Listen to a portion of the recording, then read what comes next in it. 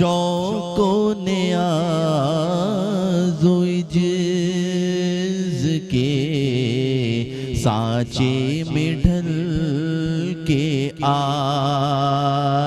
ये कूचाए हबीब है, पलकों से चल के आता है तू जो शहरे रिसालत माब में, आता है तू जो शहरे रिसालत माब में,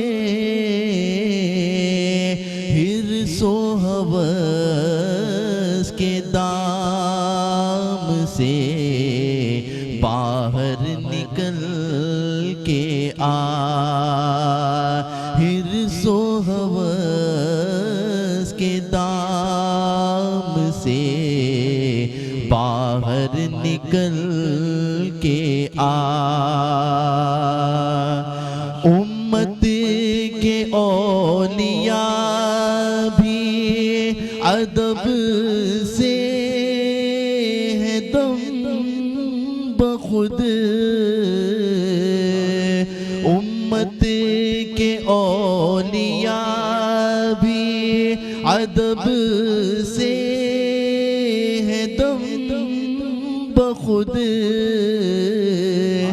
ये बारगाह सरवरे दी है संभल के आ,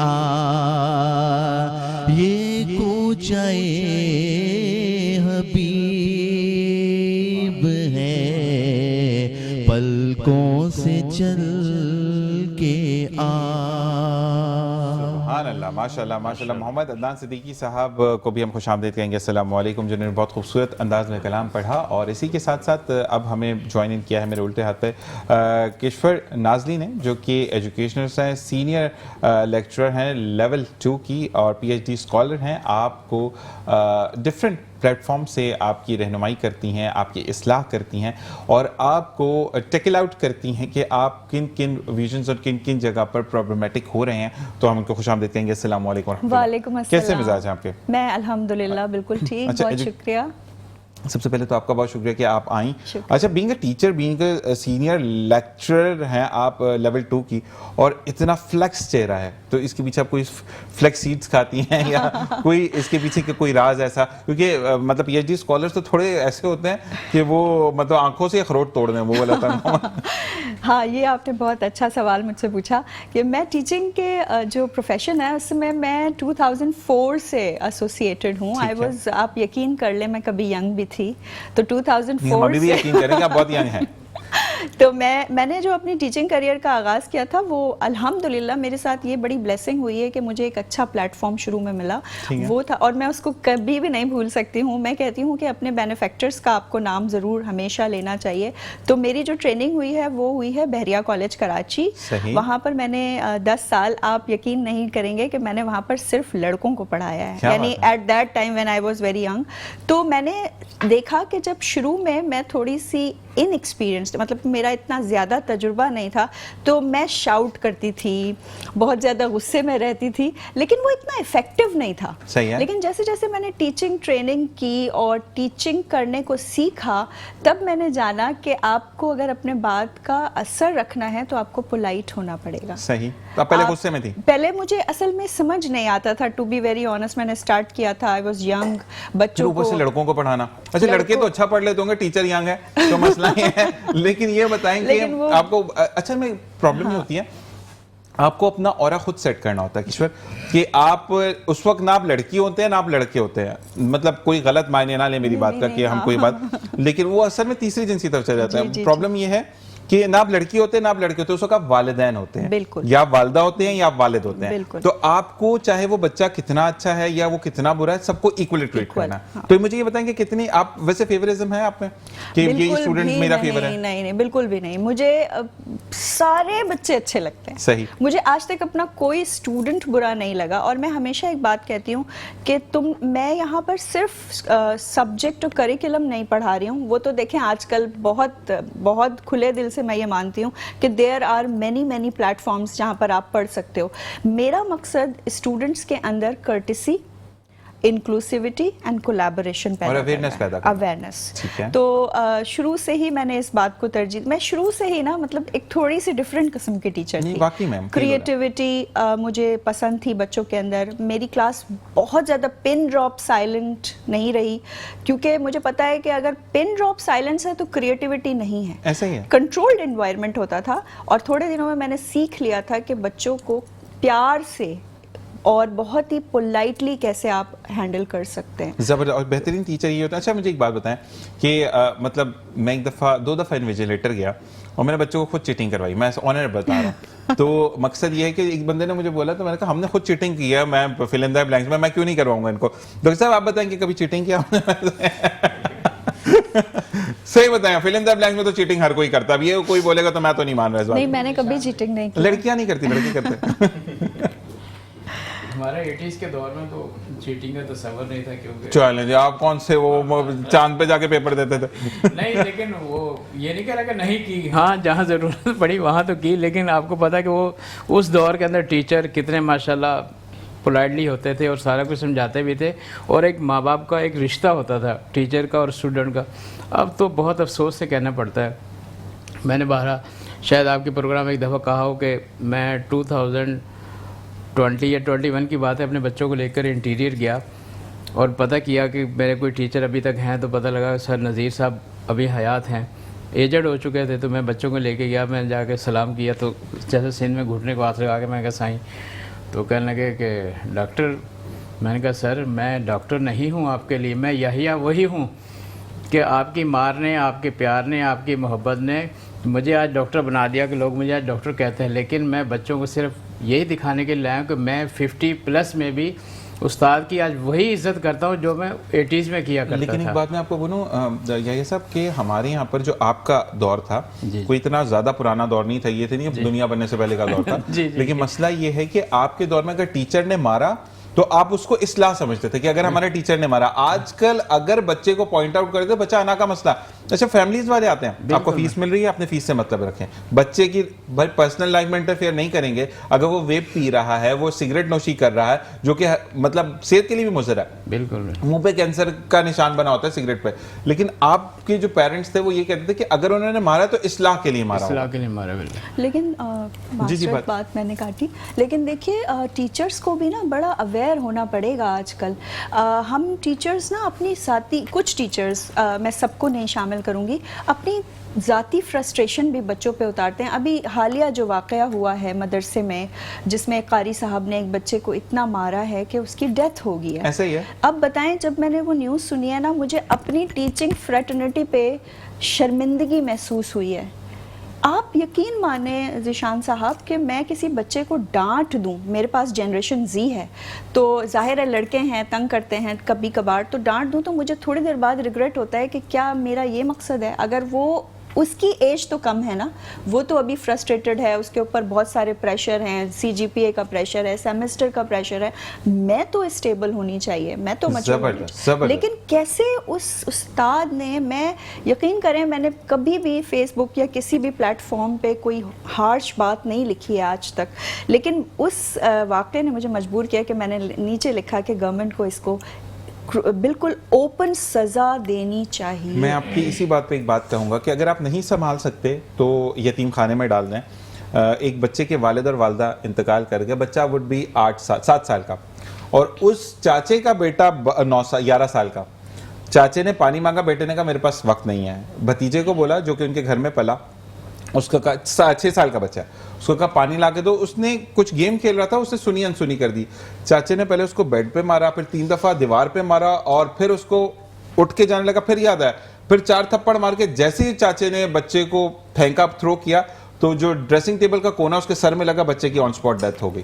तो फिर मैंने उस फेसबुक पर लिखा कि ऐसे बंदे को पकड़कर तेजाब से नहलाएं, उसको पता चले कि जिंदगी में वो माँ बाप अगर मर गए हैं उसके, तो वो इस तरह थोड़ी छोड़ के गए हैं। अगर यतीम है तो माँ ने भी उतनी ही तकलीफ से पैदा किया जितने आप पैदा हुए हैं तकलीफ से। तो मकसद ये है कि जिंदगी में अवेयरनेस लेकर आए, इंसान है, जानवर नहीं आप। डॉक्टर साहब, इस बारे में मुझे तो बड़ा, जैसे मैम ने बहुत अच्छी तारीफ एक हमारा सिम्त किया कि मदरसे हो या स्कूल्स हो, मारें, बच्चे की इस्लाह के लिए मारें। मैं, अगर आप दोनों यहाँ पे बैठे हैं, ये दोनों यहाँ पर बैठे हैं, तो मैं 100% इस पर श्योर हूं कि अम्मी के हाथ में डंडा था। अम्मी के हाथ में डंडा नहीं होता, बच्चे सुधरते नहीं हैं।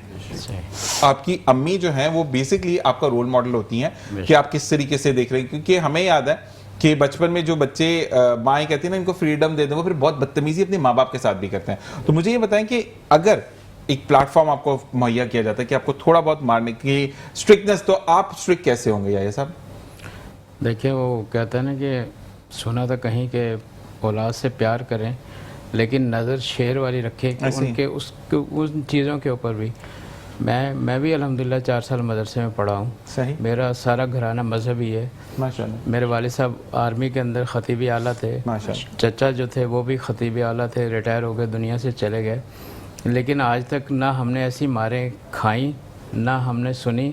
लेकिन अब तो वही, जैसे मैंने अर्ज़ किया कि जैसे जैसे मादी आगे दौर बढ़ता जा रहा है, हमारे अंदर सब्र ख़त्म होता जा रहा है। तो हम जो है ना, लेकिन जैसे मैडम ने कहा, तो मैं इस बात से इत्तेफाक करूँगा कि जिसने भी जो किया, मकाफ़ात अमल अल्लाह तबारक व तआला इस दुनिया के अंदर उसको ज़रूर दिखा देते हैं। आप देखिए, आपकी लाइफ में, मेरी लाइफ में सैकड़ों वाक़यात हो चुके होंगे, भरे होंगे, जो हमने देखे होंगे कि अगर आपने या किसी ने किसी के साथ जो किया, 10 साल बाद या 5 साल बाद या 20 साल बाद वो दोबारा लौटकर उसी पर आया। मैंने तो 1 साल बाद देखा है भाई। और मुझे रमीज़ खान का इसलिए मैं शुक्र अदा, हर बार शुक्रिया अदा करता हूँ कि वहाँ पर उसने मुझे सब्र का पैमाना दिखाया कि मेरी एक चीज़ बहुत अच्छी चल रही है, उसको बंद कर दिया गया किया, और वही चीज़ रिटर्न हुई उस बंदे के साथ जिसने मेरे साथ किया 1 साल। बिल्कुल। और मैंने एक दफ़ा अपने उस्ताद से सुना था कि अगर आप किसी के ऊपर ब्लेम लगाते हैं, कोई इल्ज़ाम लगाते हैं कि कारी साहब इस तरह के हैं या ज़ीशान इस तरह के हैं या मैं इस तरह का हूँ, और वो बुराई उसके अंदर, उनके अंदर नहीं पाई जाती और आपने उसके ऊपर ब्लेम लगाया, तो उस बंदे को मौत नहीं आएगी जब तक उस बुराई के अंदर अल्लाह ताला उसको मुब्तला ना कर दे। बिल्कुल। तो बहैसियत मुसलमान हम सोचें, इंसानियत, मैं एक आलिम दीन हूँ, मैं हाफिज़ हूँ, मैं कारी हूँ, अल्लाह तबारक ताला ने मुझे दर्जा दिया है, मैं उसकी मखलूक के साथ क्या कर रहा हूँ, मैं कैसा उनके साथ इल्ज़ाम कर रहा हूँ, मैं क्या कर रहा हूँ, क्या मुझे मर के जवाब नहीं देना? वो भी तो किसी का बच्चा था ना। तो ऐसे ही माजरत के साथ कहूँगा उलमाए किराम से कि ऐसे ही लोग जो है ना वो दूसरों को भी बदनाम कराते हैं कि हम कहते हैं सारे दाढ़ियाँ वाले एक ही है, कहने बस नहीं, असल में मसला ये होता है कि सारे दाढ़ियों वाले एक जैसे नहीं होते। लेकिन कहते हैं ना, एक मछली तालाब को गंदा करती है, आप तालाब नहीं तोड़ते, उस मछली को मारते हैं। तो मैं ये कहूंगा कि उस मछली या उस मगरमच्छ को जरूर मारें कि जो भेड़िया बना हुआ है। कलाम की तरफ जाएंगे मैम, फिर आपकी तरफ आते हैं। कलाम के बाद हम ब्रेक पर जाएंगे। तो अली अमीन बंदगी साहब से मैं गुजारिश करूंगा कि हमें कलाम सुनाएं। बिस्मिल्लाहिर्रहमानिर्रहीम। मदीने को जा, सुभान अल्लाह, सुभान अल्लाह। ये जी चाहता है मदीने को जाए, ये जी चाहता है मुकद्दर बनाए, ये जी चाहता है मदीने को जाए, मदीने के आका दो आलम के मौला, मदीने के आका दो आलम के मौला तेरे पास आए, ये जी चाहता है मदीने को जाए। और मोहम्मद की बातें,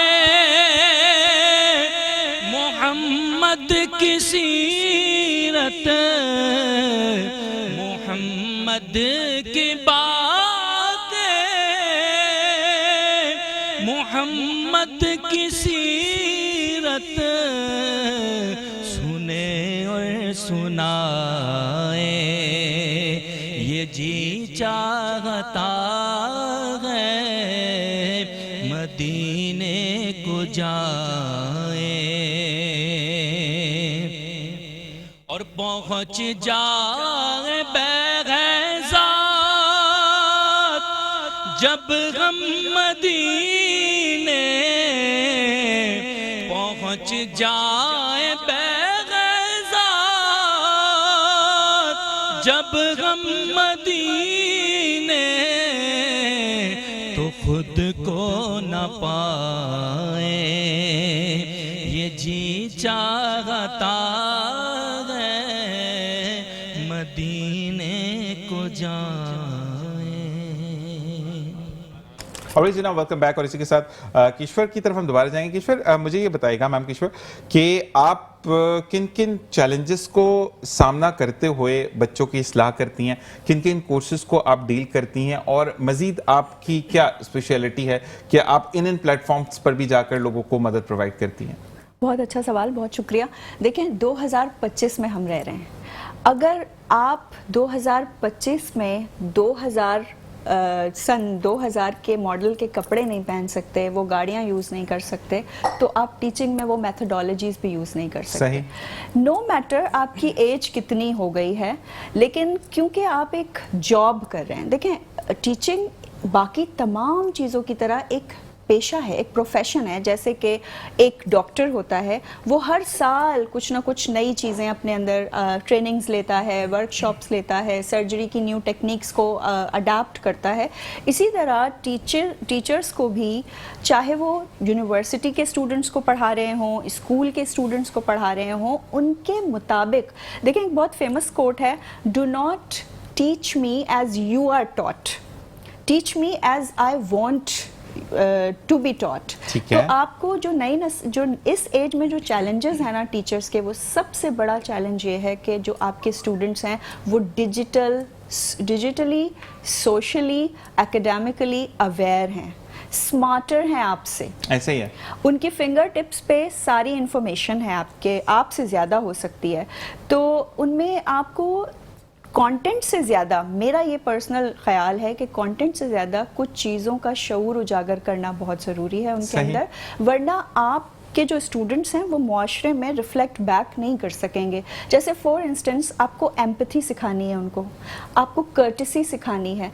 अच्छा, सारा का सारा इल्ज़ाम जनरेशन जी पे दे देना बिल्कुल सरासर गलती है, क्योंकि आज के दौर में जो जनरेशन जी है उनको उस तरह से ट्रेन नहीं किया जा रहा। हमारे पेरेंट्स के पास जो है वो इतना टाइम नहीं है, इतना वक्त नहीं है उनकी ट्रेनिंग का। अभी मैंने एक बच्चा है जो अनफॉर्चुनेटली ड्रग पे आ गया, ठीक है। तो जब मैंने उसकी काउंसलिंग की, मैंने उससे पूछा कि तुमने ये कैसे शुरू किया, तो उसने कहा कि क्योंकि मेरे घर में कोई बात करने वाला ही नहीं था मुझसे, मैं कितनी देर स्क्रीन पे देखूं, मुझे बहुत सारी चीज़ें अपनी बतानी थी, अपनी सक्सेस, अपना फेलियर, सब कुछ बताना था, और जब मैं वो नहीं बता पा रहा था तो मुझे मेरे एक दोस्त ने जैसे ही ये ऑफ़र की, मैं उसको निगेट नहीं कर सका।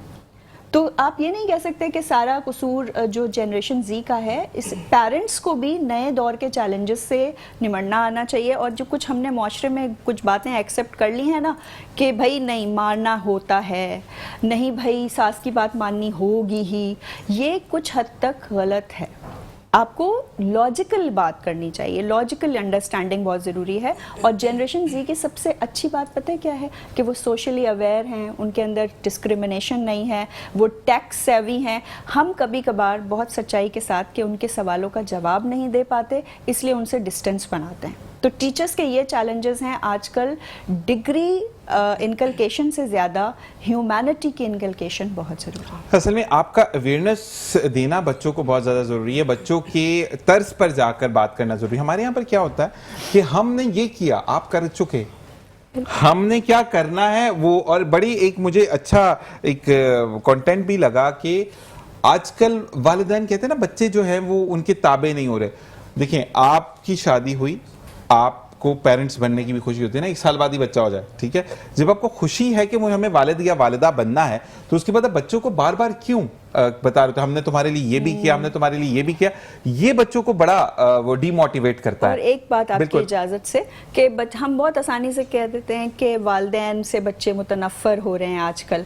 देखिए इसकी एक वजह है, जब बच्चा छोटा होता है, जब 8 से 10 साल का होता है, उसके अंदर शऊर की इतनी मुस्तहकम वो नहीं होता, इतना पुख्ता उसका शऊर नहीं होता, तो वह वालिदैन को एक एपिटमे स्टेज पे रखता है, एक टॉप पे रखता है, उसमें वो सारी अच्छाई देखता है उस वालिदैन में ना, जब बच्चा शऊर हासिल कर रहा होता है। अब होता क्या है कि जब जैसे जैसे उसके शऊर की पुख्तगी होनी शुरू होती है, वो वालिदैन का जो ग्रेस है वो डिसग्रेस होने लगता है। अब इसमें क्या होता है, अब माँ ने अगर फुप्पो की बुराइयां शुरू कर दी हैं, माँ ने किसी और की बुराई शुरू कर दी है, तो बच्चा कहता है मेरी तो इस एपिटोमे से ये नीचे आ रहे हैं, मैंने तो इनको इस स्टेज पे बिठाया था। या फादर ने झूठ बोलना सिखा दिया, उसने देख लिया कि मेरे फादर करप्शन कर रहे हैं, फादर ने कुछ झूठ बोल दिया है, या फादर का कुछ उसको पता चला है, तो क्या होता है, वो कहता है अच्छा ये तो टॉप से मेरे नीचे आ गए, मैं तो इनको अब बहुत ऊंचाई पे रखता था और अब ये नीचे हो रहे हैं। तो उस स्टेज से जाके मुतनफ़र बच्चा होना शुरू होता है। हमें एक और मेहमान ने ज्वाइन किया है, डॉक्टर मोहम्मद नासिर जावेद साहब, जो कि HOD हैं, ultrasound department, trauma centre, Abbasi शहीद हॉस्पिटल। अस्सलाम वालेकुम। कैसे मिजाज हैं आपके? वैसे डॉक्टर साहब आपका तो बहुत ज़्यादा बड़ा अहम किरदार होता है अल्ट्रासोनिक जो भी मॉडिफिकेशंस होती हैं, जो भी अल्ट्रासाउंड के बाद रिजल्ट्स जो आते हैं, तो कितने अरसे से इस शोबे में? तकरीबन ईशान मैं 10 सालों से इस शोबे में हूँ और मुख्तलिफ मैंने डिपार्टमेंट्स में सर्व किया है, लेकिन रेडियोलॉजिस्ट होने के नाते फिर अल्ट्रासाउंड डिपार्टमेंट मेरा फेवरेट रहा। मेडिकल कॉलेजेस में भी मैंने पढ़ाया और उसके साथ साथ जो है अपने जो है वो अपना कॉलेज भी है जिसमें हम अल्ट्रासाउंड कोर्स करवाते हैं बच्चों को। तो देखिए अल्ट्रासाउंड वक्त की ज़रूरत है बहुत ज़्यादा। मेडिकल की फील्ड में मैं ये समझता हूँ कि जैसे डायग्नोस्टिक में लैब्स और मुख्तलिफ डायग्नोस्टिक मशीनरी इन्वॉल्व है, तो CT MRI एक्सरे की कंपैरेटिवली अगर हम अल्ट्रासाउंड की बात करते हैं तो अल्ट्रासाउंड जो है वो बहुत ज़्यादा इसलिए कि नॉन इन्वेजिव है, सस्ता है और हर डॉक्टर इसको जो है वो यूज़ कर रहा है। मतलब कि अगर एक्सरे स्पेसिफिक हम बात करें तो सिर्फ आर्थो वाले ज़्यादा इस्तेमाल करते हैं, या बाकी दीगर स्पेशलिटीज़ भी उसमें उसको इस्तेमाल करती हैं, लेकिन CT MRI का भी एक रोल इसलिए कि रेडिएशंस हैं और बाकी सारी चीज़ें। लेकिन अल्ट्रासाउंड एक ऐसी टेक्नोलॉजी है कि इसको हर स्पेशलिटी, ख़ास तौर पर गायनी ऑप्स, इसी तरह से एब्डोमेन और दीगर किडनी, मतलब कि हमारे 13 से 14 स्पेशलिटीज़ हैं मेडिकल की जो कि इसको यूज़ करती हैं। ठीक है। तो ये अल्ट्रासाउंड की फील्ड, मैं एक इंटरनेशनल कॉन्फ्रेंस में था, एक फ्रेंच स्पीकर आए, उन्होंने आके रोस्टम पे आते ही ये बात की, ultrasound will be the first clinic tomorrow. ज़बरदस्त। जैसे ही उन्होंने ये बात की तो मैं उनकी तरफ, मेरी अट्रैक्शन गई, मैंने उनकी स्पीच को बड़ी गौर से सुना। तो उन्होंने उस वक्त, ये आज से मैं 8-9 साल पहले की बात बता रहा हूँ आपको, तो उन्होंने ये बात इसलिए की कि देखें जैसे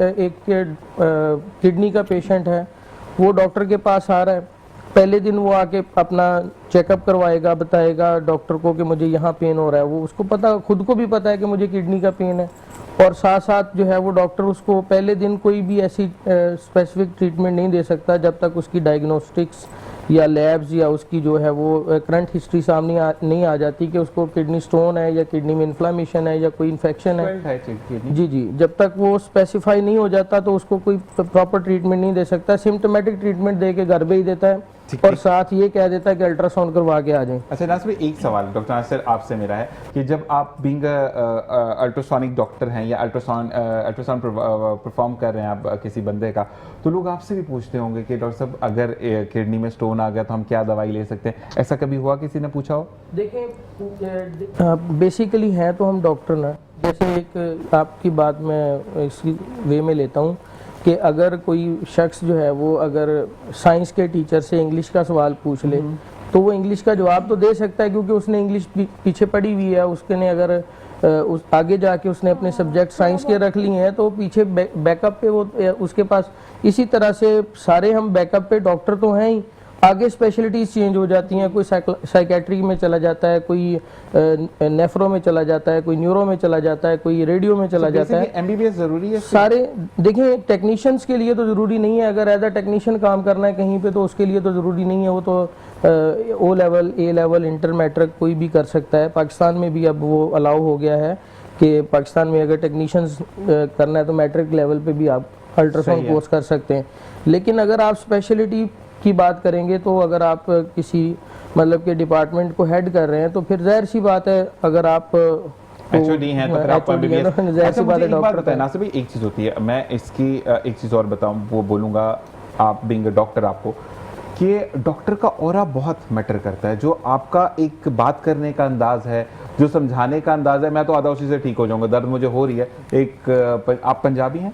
जी जी, हाँ, वो थोड़ा सा मुझे फील हो रहा था कि कहते ना लक च बट्टा पे आता तो मसला नहीं होता, कि अगर बंदा आगे से आपको सही गाइड कर दे, आपको सही अंदाज में बात करे, जैसे कि आप किस सिम्त में जाना है, आपको क्या क्या प्रॉब्लम्स हो सकती हैं, अगर आप बताएंगे तो आई गेस के बंदा 50% तो वहीं सही हो जाएगा। कहते हैं ना कि मरीज डॉक्टर की बात से ही आधा सही हो जाता है, आधा फिर दवाई उसको सही करती है।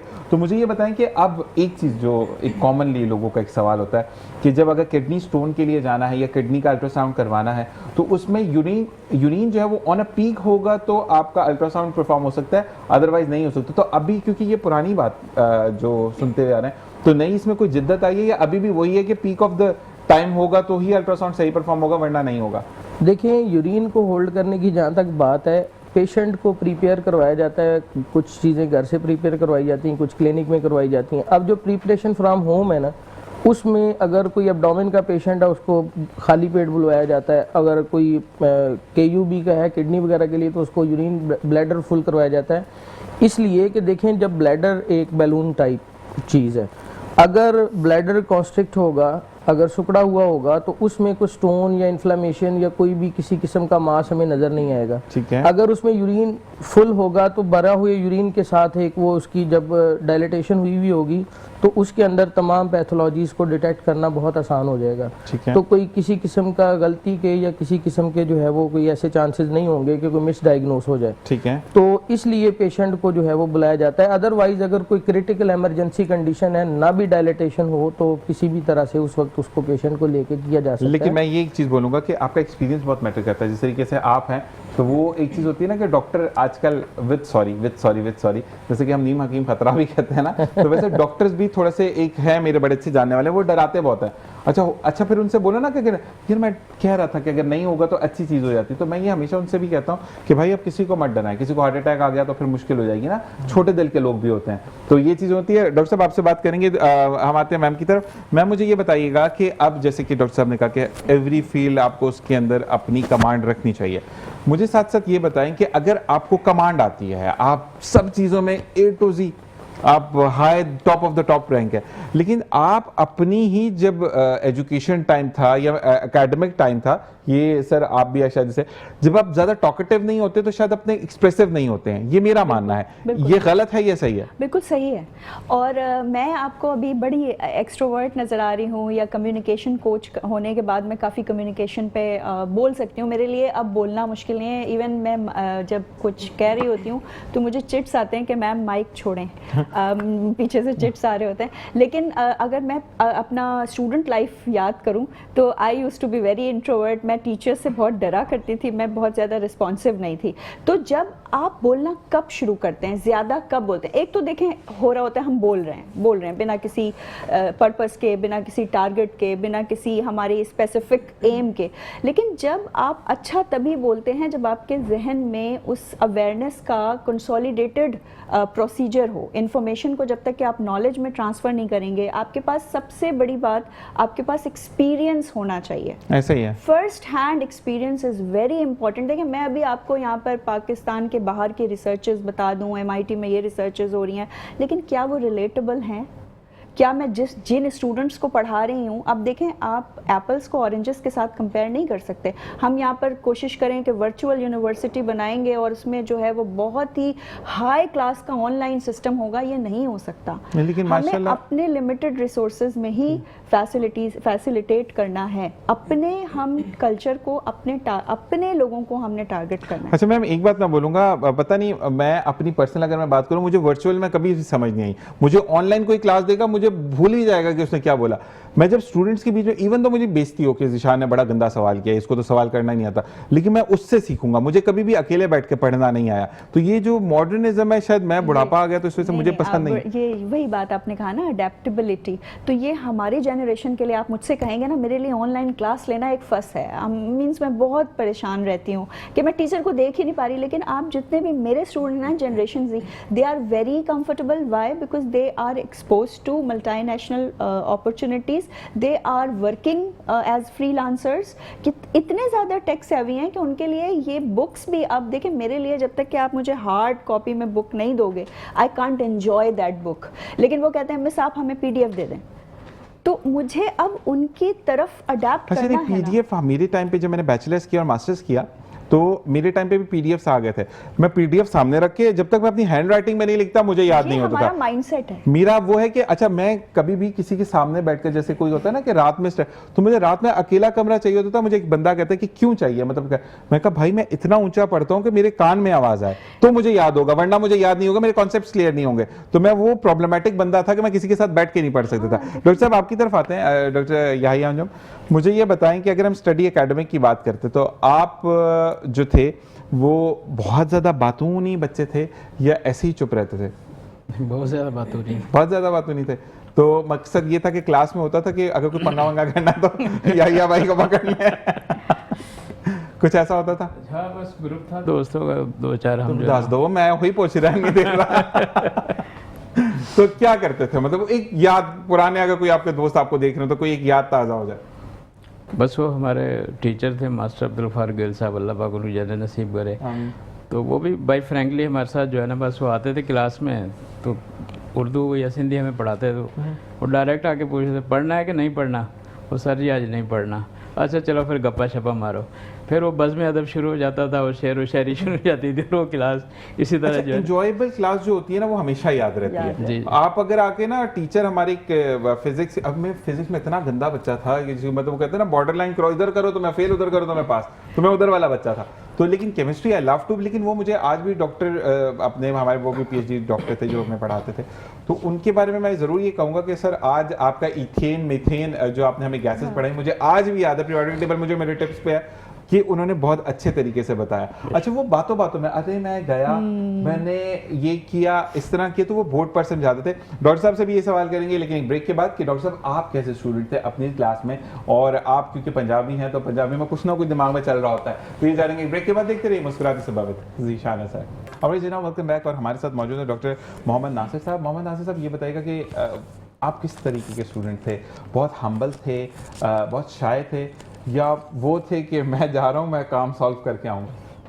नहीं ज़ीशान, देखें स्टूडेंट बचपन में तो हर किसी को जो है ना वो मुख्तलिफ स्टेजेस होती हैं स्टूडेंट लाइफ की भी, तो लेकिन अल्हम्दुलिल्लाह शुरू से ही जो है वो हमने स्टेज पे परफॉर्म भी किया है। कोई भी स्पीच कंपटीशन है या कोई भी किसी किस्म का, जैसे सर ने कहा शेर व शायरी और सारे जो शौक़ होते हैं स्टूडेंट्स के, वो टीनेजर्स के, वो सारे पूरे किए हैं अल्हम्दुलिल्लाह। और पूछने का मकसद मेरा ये है कि देखें आज माशाल्लाह आप अब्बासी शहीद हॉस्पिटल जो कि रिनोनेबल हॉस्पिटल में से आता है, उसके आप HOD हैं, यानी हेड ऑफ डिपार्टमेंट है। तो आपकी ज़िंदगी में वो कहते हैं ना कि सारे फंड्स किए, जिसमें हमने शेर व शायरी भी की, हमने गाए बगाए गाने भी सुने, हमने पढ़ाई भी की, हमने ज़िंदगी को भी इंजॉय किया, लेकिन साथ साथ अपनी तालीम पर भी फोकस किया। हमारे यहाँ पर ये कहा जाता है कि अगर बंदा जो है वो सिर्फ जिसको हम ये कहते हैं कि आप ज़िंदगी में फोकस्ड नहीं रहते या चीज़ों को आप नहीं दे सकते,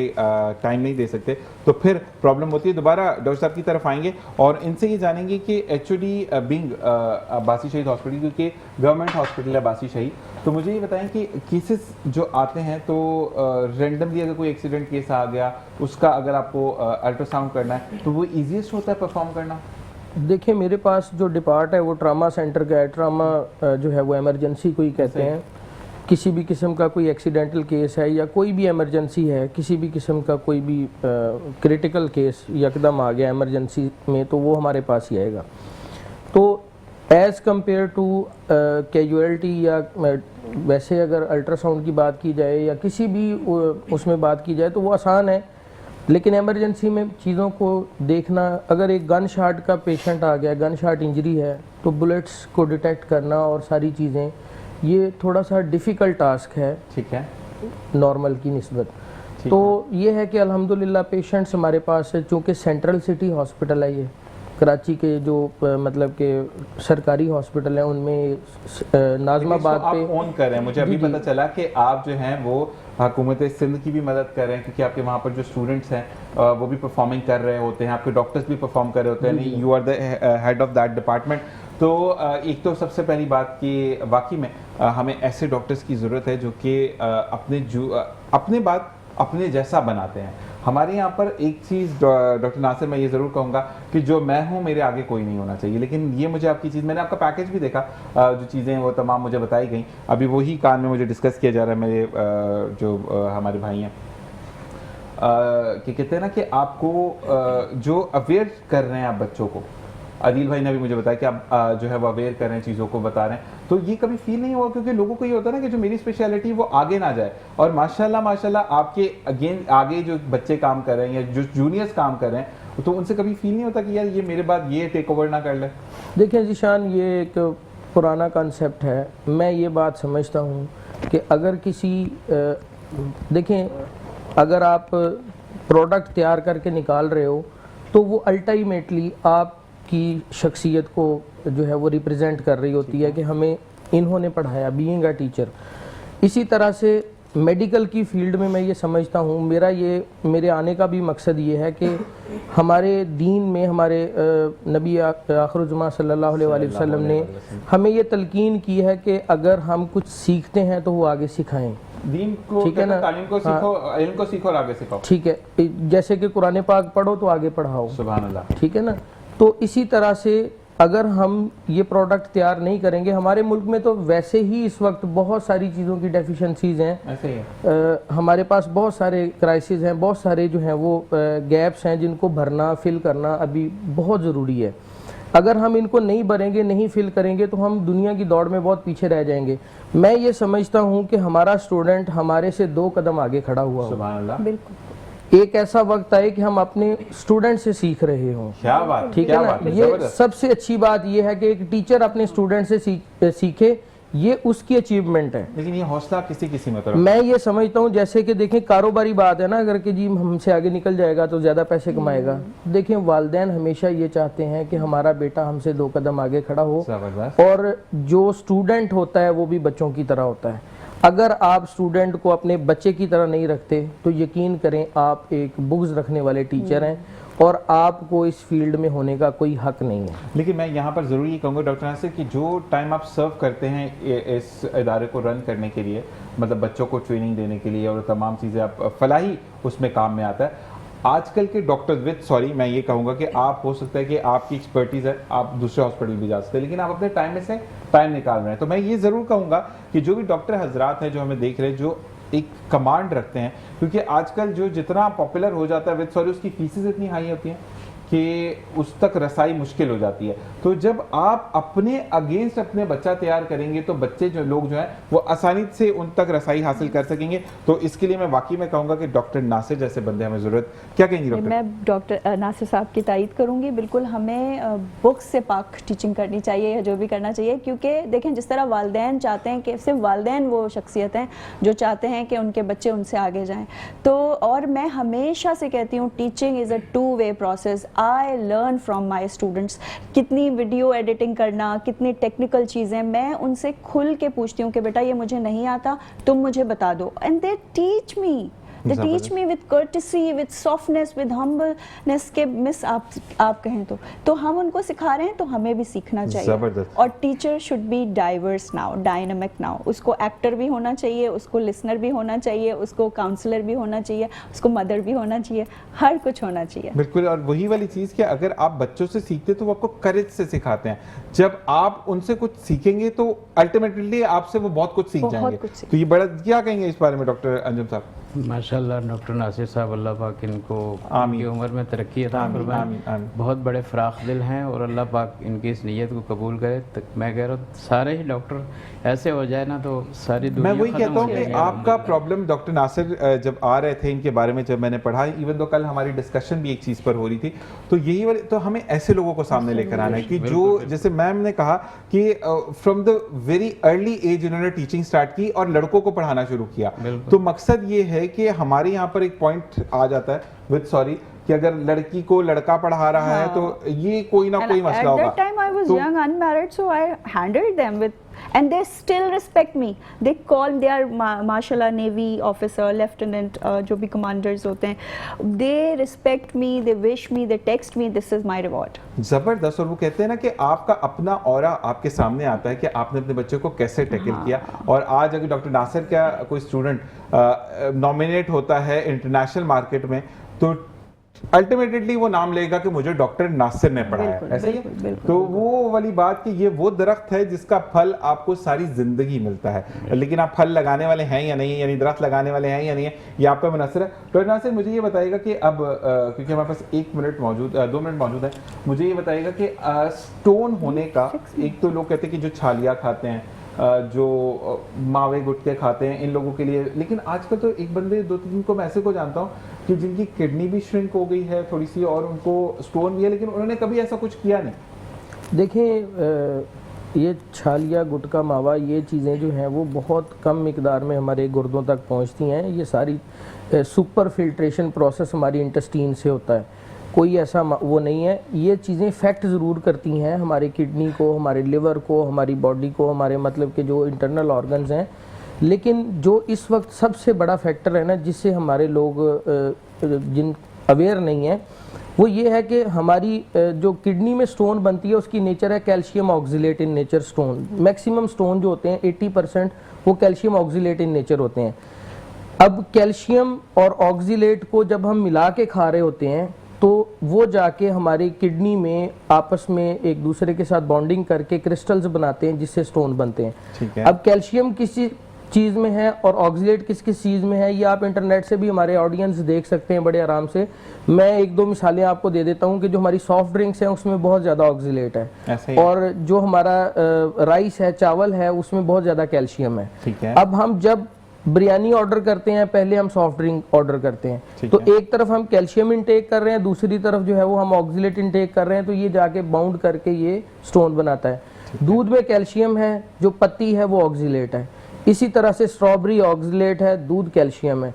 जब हम इन चीज़ों के शेक्स बनाते हैं, ये चाय बनाते हैं, ये जब हमारी बॉडी में जाता है, ये वो एलिमेंट्स हैं जो कि ब्लड में जाके फिर किडनी में जाके आपस में एक दूसरे से जुड़ते हैं। अदरवाइज ये कोई छालिया या ये गुटके शुटके जो हैं ये जाके पत्थर ऐसे नहीं बना देते।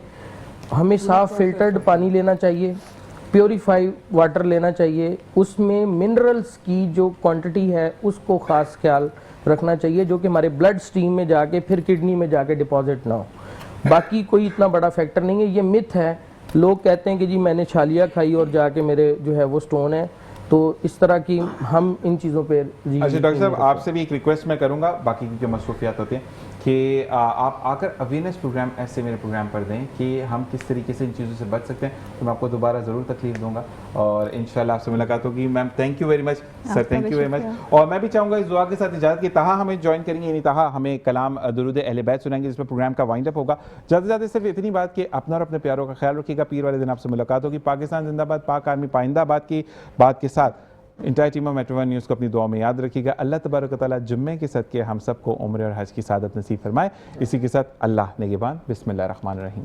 अल्लाहुम्मा सल्ले अला सय्यदिना व मौलाना मुहम्मद। अल्लाहुम्मा सल्ले अला सय्यदिना व मौलाना मुहम्मद व अला सय्यदिना अली व सय्यदना फातिमा व सय्यदना ज़ैनब व सय्यदना हसन व सय्यदना हुसैन व अला आलिहि व सहबिहि व बारिक व सल्लिम। अल्लाहुम्मा सल्लि अला सय्यदिना व मौलाना मुहम्मद। पढ़ते हैं गर दुरूद तो मिलता सवाब है, पढ़ते हैं गर दुरूद तो मिलता सवाब है, और भेजे अगर सलाम तो वल्ला भेजे अगर सलाम तो आता जवाब है। अल्लाह